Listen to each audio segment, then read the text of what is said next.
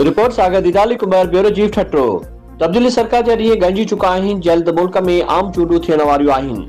मुल्क जो ईंदड़ वज़ीर आज़म बिलावल भुट्टो ज़रदारी थींदो। पीपी सिंध काउंसिल जे मेंबर ऐं पीपी ठटे ज़िले जे अॻवान पीर सैयद गुलाम रहमानी शाह जीलानी जमायत कादरी जीलानी दरगाह नौराई शरीफ जे गादी नशीन पीर सैयद गुलाम हक्कानी शाह जीलानी गुज़िरियल ॾींहुं प्रेस क्लब दड़ो जे सीनियर सहाफ़ियुनि जे वफ़द एजाज अख्तर मेमन, मोहम्मद असलम सुमरो, उमदाद मेमन, अली रज़ा मेमन, सागर दीदाली कुंबर, मुख्तार अली खोखर, इम्तियाज़ आकाश ऐं ॿियनि जे थियल ख़ुसूसी मुलाक़ात बैदि सहाफ़ियुनि सां ॻाल्हाईंदे कयो। हिन वधीक चयो त उमरान नियाज़ जी हुकूमत पारां मुल्क में कयल बदतरीन महांगाई जे तूफ़ान सबबि अवाम मां सब्र ऐं बर्दाश्त वारी कुवत ख़त्म थी वई आहे।